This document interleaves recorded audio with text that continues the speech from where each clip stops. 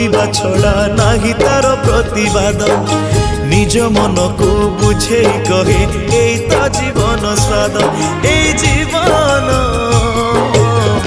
জীবনটা মাটি গন্ধেই এই জীবনটা